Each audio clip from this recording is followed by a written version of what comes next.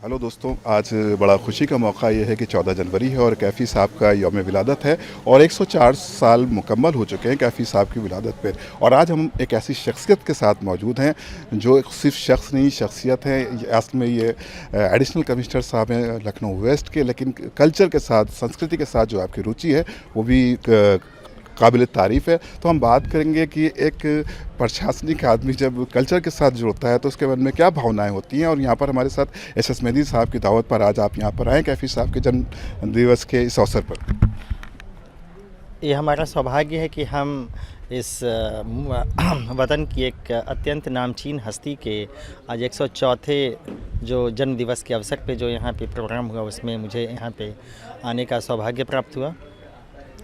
देखिए, आर्ट का कोई ना कोई फॉर्म हर व्यक्ति के जहन में ज़िंदा है, चाहे वो पेंटिंग हो, चाहे वो म्यूज़िक हो, चाहे वो स्टोरी राइटिंग हो, चाहे आप इसको ये कह सकते हैं कि किसी भी इंडस्ट्री में आप देख लीजिए। हम सभी चूँकि आर्ट के क्षेत्र से ही आए हैं और मैं भी एक कहानीकार भी हूँ इसके साथ ही, तो मुझे लगता है कि इन ऐसे महान पुरुषों की जो जीवनियाँ हैं और इनके जो संघर्ष की कहानियाँ हैं वो हम सभी अपने नेक्स्ट जनरेशन को हमें अपनी बतानी चाहिए और हम इस एकेडमी को और आगे ले जाएं, ये हमारी कामना है।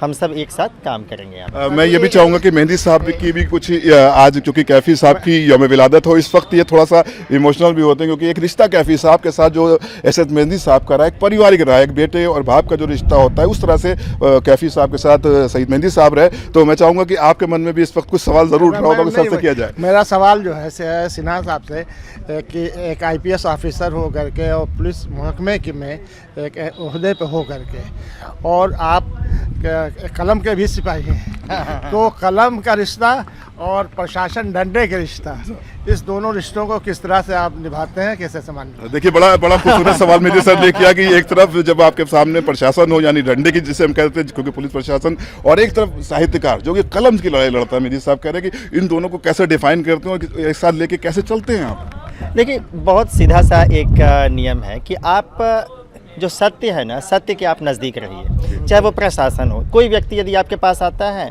आप उसकी बात सुनिए। यदि आपको लगता है कि काम होना है तो ठीक है, नहीं होना है तो आप बता दीजिए। यदि कोई व्यक्ति कानून से हट के काम करेगा तो निश्चित तौर पे वो सज़ा पाएगा। वहाँ हम कोई भी उसके साथ कोई भी जिसको कैसे मरोवत नहीं कर सकते, क्योंकि वो कानून जो कहता है वो हमको मानना ही है। जब हम कलम और अदब की दुनिया में आते हैं तो वहाँ पर भी आप जो सत्य जो कहता है, आप जो आसपास में देखते हैं, हमारे दरख्त कुछ कहते हैं, हमारी ईंटें कुछ कहती हैं, हमारे आसपास की बहनें, बेटियाँ, सब्जी वाले सब कुछ ना कुछ कहते हैं।